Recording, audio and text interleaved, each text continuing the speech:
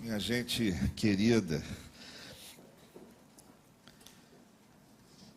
eu queria, na mensagem dessa noite, nessa reflexão, eu pensei em fazer junto com vocês aqui o mecanismo que normalmente os pregadores usam para preparar as suas mensagens. Várias pessoas sempre perguntam, né, como é que a mensagem é preparada, como é que faz para chegar lá, nas conclusões que você chega, de que maneira que isso aí é estruturado, como é que fica a sua cabeça preparando essas coisas.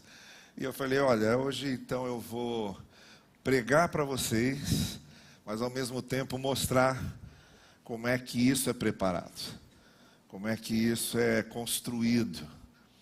E eu quero ler, eu vou ler aqui na minha Bíblia, depois eu vou mostrar para vocês várias possibilidades de tradução desse texto. Mas eu quero ler aqui um dos textos mais difíceis. Aí eu falei, bom, já que eu vou fazer isso, eu vou escolher um dos textos mais difíceis de interpretação das Escrituras, uma profecia de difícil acesso que a gente tem, para mostrar como é que a gente pega uma coisa que parece impossível de compreender, consegue compreender e ainda busca as aplicações que a gente precisa fazer para a realidade da gente. Porque eu tenho dito para vocês aqui que a Bíblia, ela é a palavra de Deus, porque a mensagem que ela tem pode ser aplicada na nossa realidade, no nosso dia a dia. Ela foi escrita desde 2000 antes de Cristo e até os 100 primeiros anos depois, e chega a nós aqui 2000 anos depois de Cristo. E a gente pergunta, o que é que esses homens que escreveram, ou essas mulheres também, que escreveram esses trechos, esses textos, estavam vivendo e de que maneira a gente pode aprender com isso que eles escreveram. O texto que eu quero ler é uma profecia de Isaías, capítulo 21, se você estiver com a sua Bíblia aí, ou você abra a sua Bíblia presencial ou abra a Bíblia virtual, tá vendo? A Bíblia aí do seu celular ou a sua Bíblia livre. No capítulo 21 de Isaías, a partir do verso 11, só 2 versículos. Versículo 11 e versículo 12. Isaías, capítulo 21, versículo 11 e versículo 12. E o texto é esse aqui. Oráculo acerca de Dumá, ou de Duma. Essa expressão é variável. Alguém clama de Seir. Guarda, que horas são da noite? Guarda, que horas são da noite? Respondeu o guarda. Vem amanhã e também à noite. Se quereis perguntar, perguntai, voltai, vinde. É isso. Está bem claro, né? Então tá bom. Deus abençoe vocês, que a palavra do Senhor possa habitar no coração de vocês. Claro que isso aqui quer dizer alguma coisa. Quis dizer alguma coisa para eles lá e quer dizer alguma coisa para a gente aqui. Senão não estaria aqui. Se me perguntassem qual é a maior prova que alguém pode dar de respeito à palavra de Deus, de respeito à Bíblia, eu diria, é preocupar-se em descobrir o que o escritor quis dizer. E é aí que eu coloco em dúvida, sob suspeita, o amor que muita gente diz que tem pela Bíblia. Porque vão lendo e vão dizendo o que querem e vão interpretando do jeito que querem. E às vezes não tem nada, absolutamente nada a ver com o que o autor quis dizer. Para mim isso é um desrespeito profundo com a Bíblia. E às vezes eu ouço certos textos que são usados para certas pregações Eu fico impressionado. Eu digo, meu Deus, o autor não quis dizer nada disso que esse camarada está dizendo aí. Não tem absolutamente nada a ver com o que ele está dizendo. Eu acredito que a melhor maneira de nós respeitarmos a palavra de Deus é primeiro ir fundo para saber o que o autor quis dizer. E é uma conversa com mortos. É uma conversa com mortos. Eu paro, abro esse texto aqui, olho para ele está olhando para mim, eu estou olhando para ele. E eu estou perguntando, meu querido, o que foi que você quis dizer aqui? Eu preciso entender o que você quis dizer.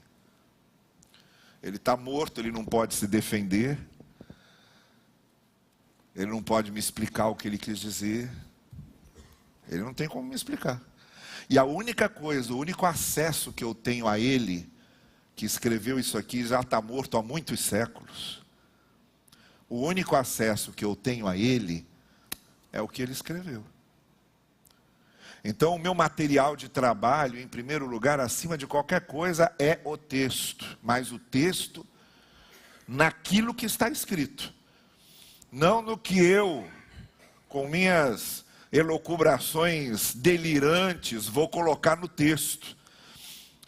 Mas o que o texto está dizendo para eu tirar dele. E aí sim buscar de que maneira aquilo se aplica à vida da gente. Então eu pergunto para ele, o que você está querendo dizer aqui? Meu Deus do céu, o que é isso? E aí eu vou atrás. E aí é trabalho.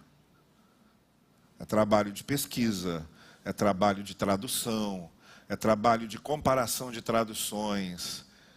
É ir atrás, estudar qual foi o contexto histórico, buscar o que estava acontecendo naquela época. Ele diz isso num contexto, num certo momento histórico. Que momento foi esse?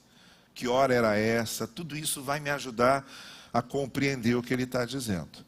Se você abrir a Bíblia hebraica, Isaías é um livro que pertence à Bíblia hebraica, que nós, cristãos, chamamos de Velho Testamento ou de Antigo Testamento.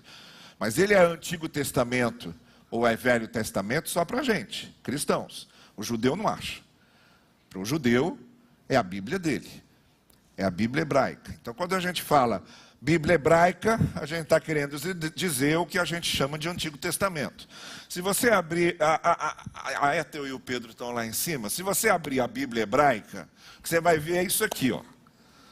Está lá, em hebraico, que é a língua que o Antigo Testamento foi escrito, com várias passagens em aramaico também, que era uma língua derivada do hebraico.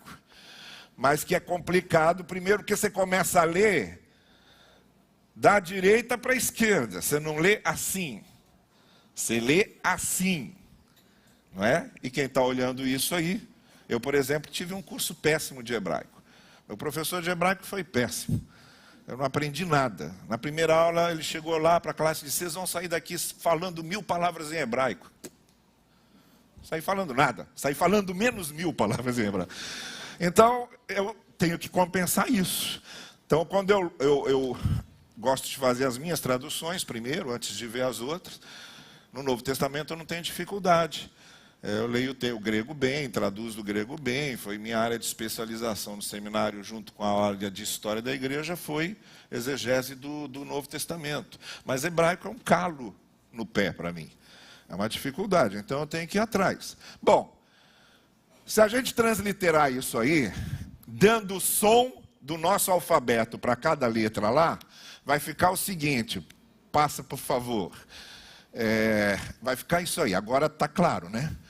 O que está lá escrito é o seguinte, Mazadumar, Elai Kore Miser Shomer, Shomer, Ma Milaelar, Shomer, Ma Milei, Amar Shomer, Atar Voker, Vegan Laelarim, Tierrão, Beiahu, Chuvu, Etaio. Tá bom? Já posso pregar em sinagoga, né? tranquilamente. Mas não é a nossa língua. O problema que a gente tem, o primeiro problema que a gente tem com o texto bíblico é que a gente está lendo tradução. A gente está lendo tradução. Eu costumo dizer o seguinte, só lê a Bíblia mesmo quem lê hebraico e grego. Quem não lê hebraico e grego não está lendo a Bíblia, está lendo as traduções. Então a gente depende das traduções. Então como a gente depende das traduções, a gente tem que ir atrás e ler o máximo de traduções que a gente puder. Eu tenho dito aqui, as pessoas quando perguntam qual é a melhor tradução que a gente tem da Bíblia, eu digo, nenhuma é perfeita.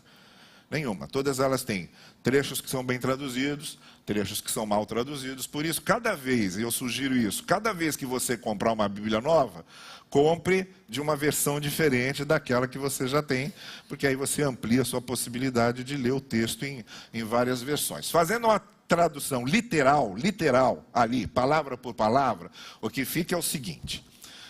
Pronunciamento de Dumá, ou Duma, a diferença, porque esse hebraico do Antigo Testamento não é mais falado hoje, é uma língua morta. O hebraico que fala lá em Israel não é mais o hebraico do Antigo Testamento, assim como o nosso português não é mais o português do século 17. Tá bem? Pronunciamento de Duma, ou de Dumá. A mim, o que clama desde Seir. O que guarda o que da noite. O que guarda o que da noite. Diz o que guarda. Chega amanhecer e também noite. Se indagais, indagai. Retornai, chegai. Isso é o literal. Palavra por palavra. Só que não basta para a gente. Isso aqui também não está claro. Então o tradutor, além de traduzir literalmente, ele tem que traduzir de uma forma que seja a nossa forma de ler e de entender. Tá bem? E aí a gente começa com as traduções que tem várias traduções. Essa é a nova versão internacional, que a gente normalmente usa aqui na igreja. Advertência contra Dumá. Gente de Seir me pergunta, guarda, quanto falta para acabar a noite? Guarda, quanto falta para acabar a noite? O guarda responde, logo chega o dia, mas a noite também vem. Se vocês quiserem perguntar de novo, voltem e perguntem. Essa é uma possibilidade de tradução. Vamos para a seguinte, a outra é a tradução brasileira, da Sociedade Bíblica Brasileira. A sentença acerca de Dumá. Chamam-me de Seir, guarda, quanto resta da noite?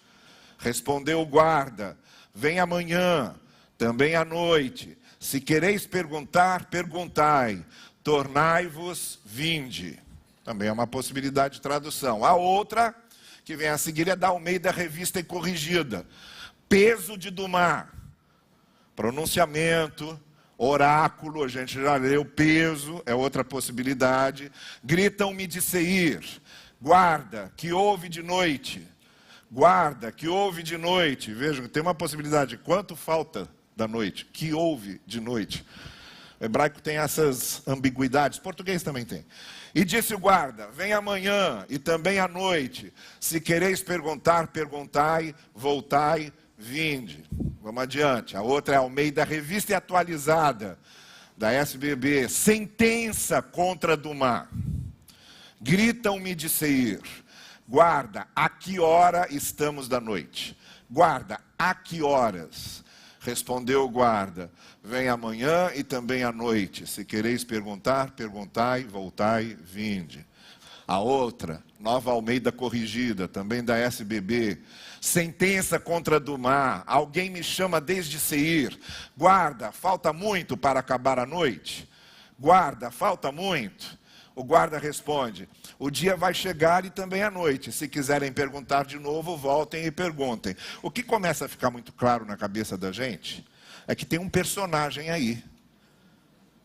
Esse personagem é um sentinela, não é? É um guarda que está lá, que cuida das coisas. E a pergunta que está sendo feita a ele é que hora que essa noite acaba. Todo vigia, todo sentinela, todo guarda, gosta muito quando chega o amanhecer. Né? Quem está lá fazendo sentinela, fazendo vigia, guarda noturno, Gosta muito que a noite passe, chegue logo ao amanhecer para ele se livrar daquilo. Graças a Deus não aconteceu nada. Vou voltar para casa. E a grande ansiedade dele. Então já dá para perceber que a força do texto está nessa pergunta. Essa noite dura até quando? Essa noite dura quanto? Que horas nós estamos da noite aí? Falta muito para acabar? É mais ou menos essa preocupação aí. Vamos lá, vamos adiante, para outra tradução. Almeida século XXI é baseada na antiga revisada, de acordo com os melhores textos da IBB, da Imprensa Bíblica Brasileira.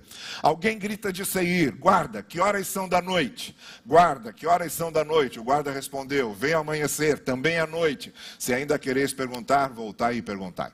Vamos adiante. A Bíblia Tebe é a tradução ecumênica da Bíblia. Proclamação sobre Dumá. Gritam-me de Seir: sentinela, a que horas da noite estamos?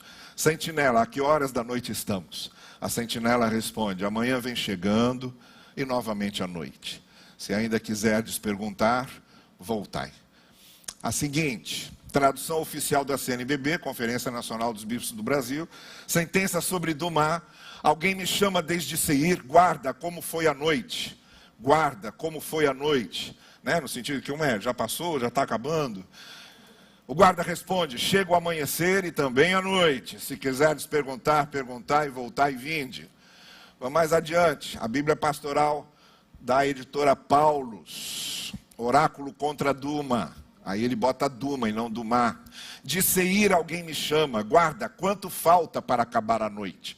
Guarda, quanto falta para acabar a noite? O guarda responde: o amanhecer vai chegar, mas a outra noite também. Ó, eu gostei muito disso, fica muito claro. O amanhecer vai chegar, mas a outra noite também. Então a gente tem um personagem aqui que está querendo saber se a noite acaba logo. E tem um outro personagem que está respondendo, dizendo: a noite pode até acabar logo, mas depois vai ter outra noite. As noites não acabam. Uma noite acaba logo, mas depois vem outra, não é? Perguntar, se quiserem perguntar, perguntem, voltem de novo. Vamos lá, a outra, a seguinte. Agora não tem. Agora acho que paralisou. Está lá, Bíblia do Peregrino, Paulus.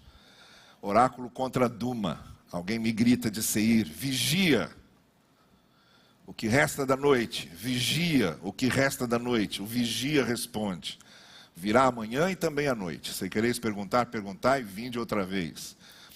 A outra, a seguinte, Bíblia de Jerusalém, que é muito conhecida, da editora Paulus. Oráculo a respeito de Dumá, de Seir, chamam por mim: guarda que resta da noite, guarda que resta da noite. Eu considero a Bíblia de Jerusalém uma das boas traduções do Antigo Testamento. Há bons textos do Antigo Testamento bem traduzidos pela Bíblia de Jerusalém. O guarda responde: amanhã vem chegando, mas ainda é noite. Se quereis perguntar, perguntai, vinde de novo. Vamos lá, outra, Bíblia Ave Maria. O pessoal está falando, esse pastor é meio padre, né? Mas eu vejo todas as traduções. Todas. Oráculo contra Duma, gritam-me de Seir: sentinela, quanto resta da noite? Sentinela, quanto resta da noite? E a sentinela responde: amanhã chega, igualmente à noite. Se quereis sabê-lo, voltai a interrogar. Vamos adiante. Bíblia Palavra Viva, também muito semelhante à da CNBB. Oráculo contra Duma, de Seir alguém me chama: guarda, quanto falta para acabar a noite? Guarda. Estão vendo como a maioria concorda que a pergunta é sobre quanto resta da noite, quanto falta.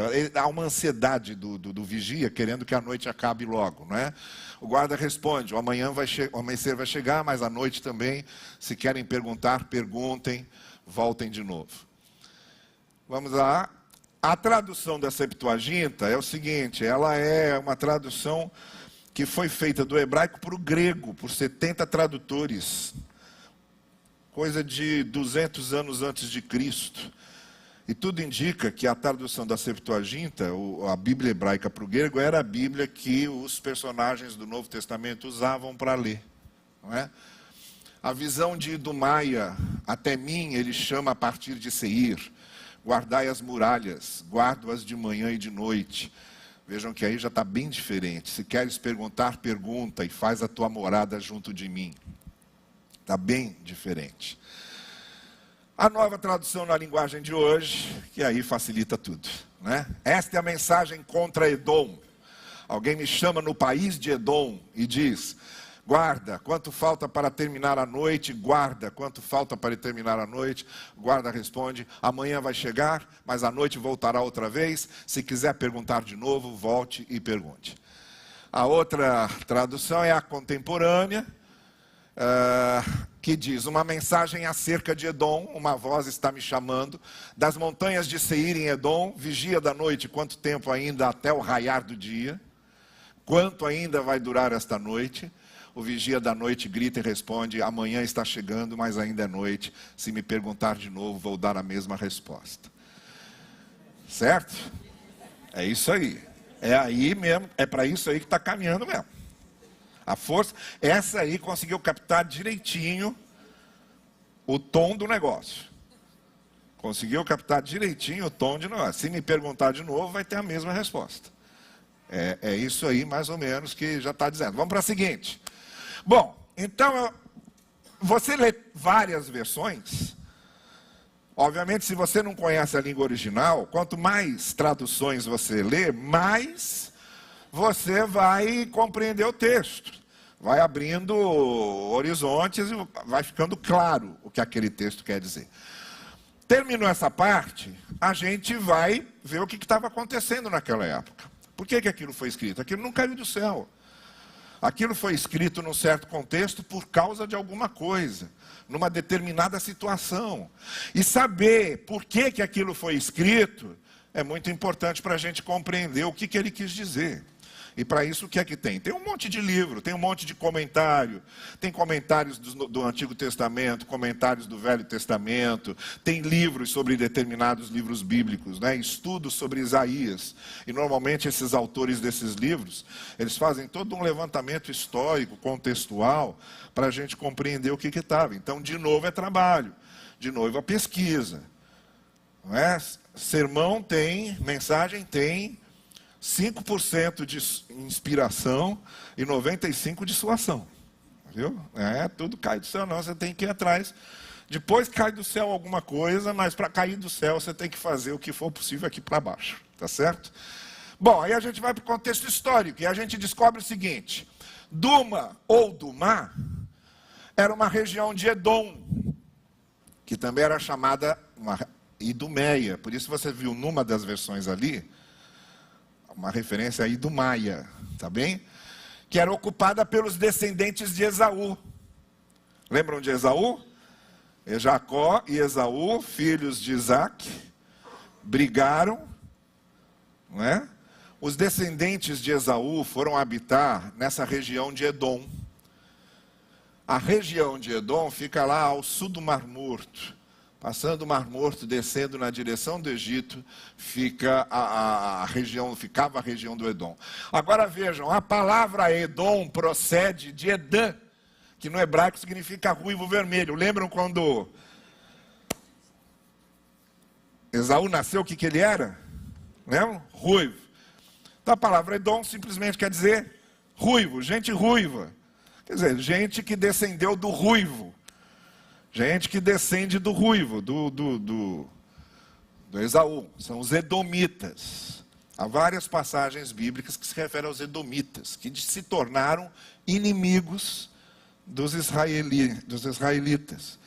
Os israelitas descendentes de Jacó, os edomitas descendentes de Esaú, e nunca bicaram, assim como Esaú e Jacó também nunca bicaram.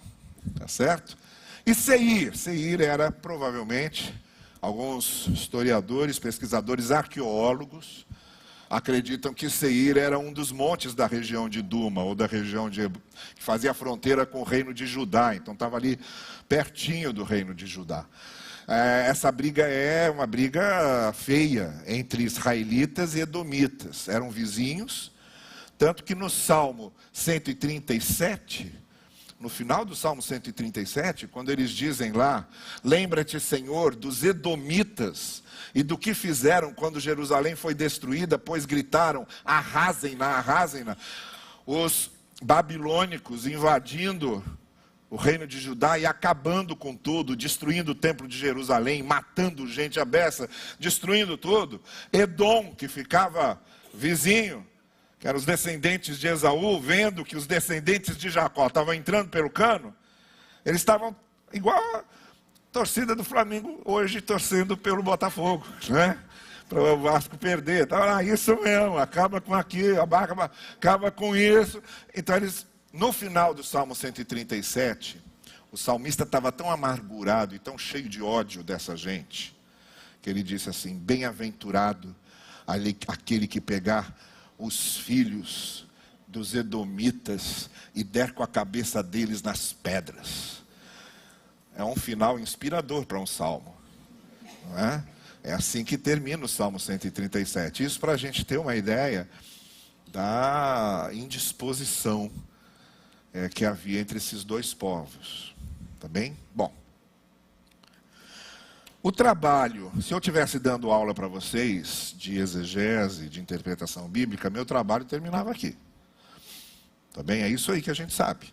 Essas são as possibilidades de tradução. O contexto histórico é esse, a nossa aula acabou aqui. Quem está estudando ali a interpretação bíblica, para aqui. O que importa é descobrir o que o autor quis dizer. Descobriu o que o autor quis dizer. Por causa desse embate que havia ali, não é? Entre os dois, houve um momento em que há uma mensagem dirigida a Edom. O profeta dirige uma mensagem a Edom e está avisando Edom que essa noite que os israelitas estão passando, ela vai acabar uma hora, não sabe quando, mas que vai ter outra noite. E que, se quiserem perguntar, perguntem, mas a resposta vai ser essa. Então é uma advertência, é um oráculo, é um peso contra Edom, dizendo: cuidado, cuidado da maneira como você está se alegrando com o sofrimento deles. E ao mesmo tempo é uma resposta para Israel, que está perguntando: a gente vai ficar nessa noite até quando? E ele está dizendo: olha, a noite uma hora vai acabar, mas pode vir outra. E quantas vezes você vier, a resposta vai ser a mesma. Duma é uma palavra que significa silêncio. Há esses momentos do silêncio de Deus, que a gente queria uma resposta, a gente queria entender, a gente queria um fim para aquilo. A gente queria que acabasse logo. E a gente ora, e há um silêncio. Você falou, né, André, hoje de manhã, sobre esse silêncio nas nossas indagações. Isso tem acontecido com a gente aqui. O pessoal pensa que a gente combina, mas não combina não. Quando prega no mesmo domingo, às vezes coincide algumas ênfases. Não é nada combinado não, é que coincide mesmo. Bom, agora que a gente quer saber como é que a gente aplica isso. A gente vai celebrar a ceia daqui a pouquinho. Então eu sei que eu estou num contexto de ceia. Como pregador, eu sei que eu estou num contexto de ceia. E sei que eu estou falando a pessoas que estão passando momentos difíceis na sua vida, e se não estão passando, já passaram e vão passar de novo. Então aí agora, eu tenho que pensar do que eu conheço da minha igreja, do que eu conheço das pessoas ao meu redor, do que eu conheço das lutas, das dificuldades, daquilo que é compartilhado comigo. Agora eu tenho que pensar. Como é que eu vou aplicar isso? De que maneira isso vai responder às inquietações daqueles que estavam me ouvindo, que estão me ouvindo? Porque o grande objetivo da mensagem é essa. A mensagem não é uma aula de interpretação da Bíblia. A mensagem é a aplicação da Bíblia para a vida das pessoas. Então eu decido que há algumas coisas aqui nesse texto que eu acho importante transformar em aplicações para a nossa vida. E resolvo fazer 3 aplicações desse texto. pegar lá do que estava acontecendo, do que o profeta falou, e aplicar de 3 maneiras para a nossa vida. Primeiro, em todas as traduções, com exceção de uma, em todas as outras traduções, o texto é traduzido com a pergunta sendo feita 2 vezes. Perceberam isso? 2 vezes. Guarda, quanto falta da noite, guarda, o que resta da noite. Então dá para perceber um certo sentimento de urgência e uma certa ansiedade nisso aí. Isso aí somos nós. Esse aí que está fazendo essa pergunta, que quer saber quando é que a noite acaba, que quer saber quando é que o dia amanhece, e que está ansioso porque não conhece o futuro, está ansioso porque não sabe o que vai acontecer amanhã, está ansioso porque sabe que não tem o controle das manhãs e das noites.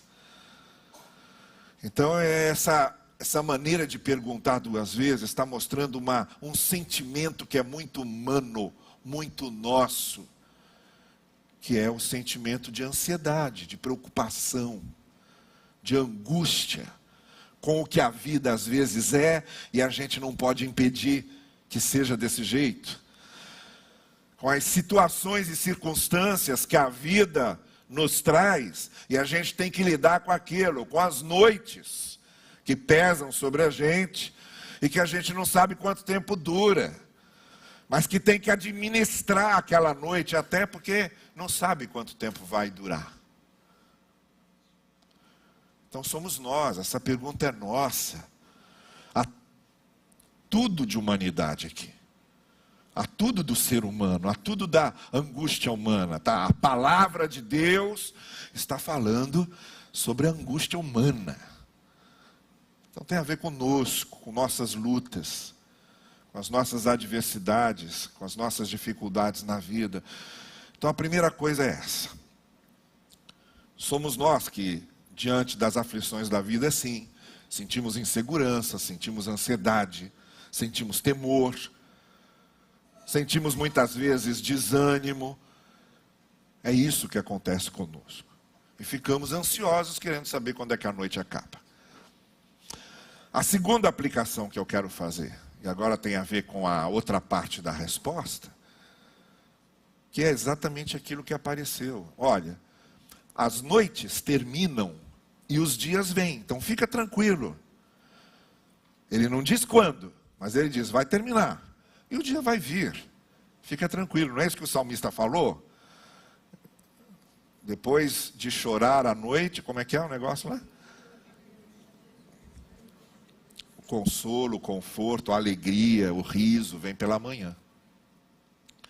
Então é essa. Só que a noite volta. Então aí, essa resposta nos traz uma visão extremamente realista da vida, sem ingenuidades, sem infantilidades, sem camuflagem, sem distrações, sem espiritualizações excessivas. Ele está sendo sincero. Ele está dizendo, olha, essa noite pode durar, mas vai acabar. Depois vai vir o dia, fica tudo bem, o céu azul, sol raiando, aí é uma beleza. Mas depois a noite volta. E aí ele nos dá, talvez, uma das lições mais importantes que a gente precisa aprender sobre a vida. A vida é assim. Essa sucessão de noites e dias. Quando eu estou no meio de uma noite, estou perguntando, quando é que isso acaba, quando é que isso acaba, quando é que isso acaba? Eu tenho que lembrar que nem toda noite dura para sempre.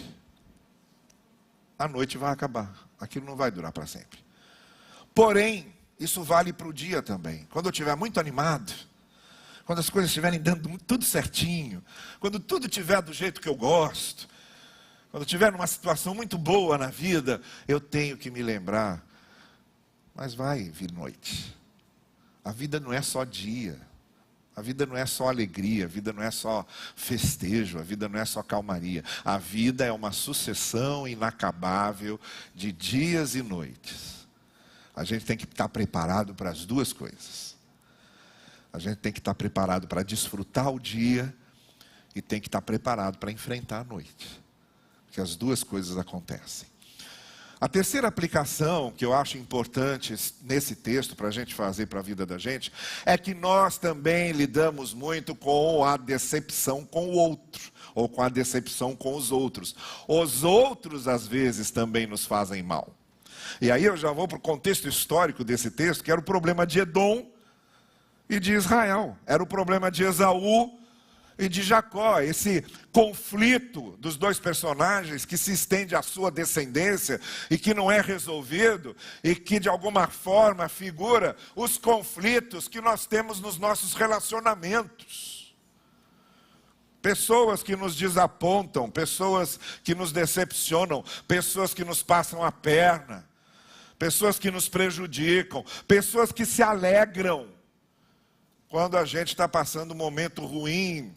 Gente invejosa, gente despeitada, pessoas que têm prazer, às vezes, em dizer aquilo. A gente já está passando um momento ruim, aí igual os amigos de Jó, vai e tem prazer de ficar futucando aquela ferida e batendo ali. E o rapaz precisando lá de uma palavra de conforto e os amigos da onça só cutucando a ferida. Isso também é uma coisa que derruba a gente. Eu lembro, na minha cabeça eu trago uma cena que eu nunca mais vou esquecer. Uma ovelha minha lá em Auma, uma vez eu encontrei na Praça Sans Penha, ele estava com um olhar tão perdido. Estava voltando do seminário, eu tinha dado aula, e estava passando pela Praça Sans Penha, e numa esquina ali, ele estava ali com aquele olhar perdido, longe, dava para perceber que ele estava longe. Aí eu botei a mão no ombro dele, falei, ué, está perdido por aqui? Ele falou, tudo bem, pastor, e tal. Mas assim, visivelmente atordoado. Aí ele vendo que não tinha conseguido disfarçar, ele completou, dizendo, eu acabei de saber de uma coisa, de uma pessoa que eu confiava demais, e que agora fez uma coisa que eu jamais imaginei que pudesse fazer comigo. Então a gente lida com essas situações que chocam a gente, que às vezes deixam a gente sem ação. O problema de relacionamento é um problema sempre muito sério com as pessoas. Há problemas de conflitos familiares, vizinhos, amigos, irmãos em Cristo, que se tornam verdadeiras noites na vida da gente. E que a gente precisa também lidar com isso. Com leveza, com suavidade, com espírito de misericórdia, de perdão, nos protegendo muito da raiva, nos protegendo muito do ódio, nos protegendo muito da amargura, do ressentimento, dessas coisas ressequidas dentro da gente.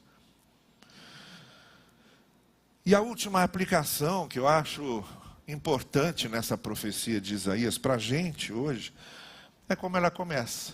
Aquilo é confortador. Oráculo, pronunciamento, sentença, peso, não importa. É a palavra de Deus ali. Então é muito interessante que ao mesmo tempo que esteja dizendo, olha, a vida é uma sucessão de noites e dias, está no dia vem a noite, está na noite vem o dia, e é isso aí, Deus está lá falando com a gente. Deus está lá, presente, nas noites e nos dias. O texto já começa dizendo, está aqui a palavra do Senhor. Às vezes não do jeito que a gente espera, nem da maneira e do modo que a gente espera. Às vezes é o silêncio de Deus, mas eu vou dizer para vocês, até o silêncio de Deus é palavra do Senhor. Até o silêncio dele nos transmite coisas. Até o silêncio dele é para trabalhar com a gente. E quando a gente pergunta onde é que está Deus, onde está Deus, Deus está ali com a gente. No meio do redemoinho. Nos acompanhando e marcando presença com a gente. Então agora o texto nem parece tão difícil assim, né? Já ficou muito claro. E a mensagem que ele traz é uma mensagem muito atual, muito contemporânea. que o Senhor nos ajude a que nós, juntos, que passamos por noites e dias, lidando com os edons, lidando com os silêncios de Deus, que nós possamos trabalhar com duas coisas principalmente: paciência e confiança. São dois sentimentos que a gente precisa muito nessa transição de noites e dias: paciência e confiança. Paciência e confiança que o Senhor nos dê, nos equipe com elas, e que assim possamos atravessar, vencer e superar quantas noites vierem. Porque afinal de contas, o Senhor é Senhor do dia e da noite. Que Ele assim nos abençoe. Amém.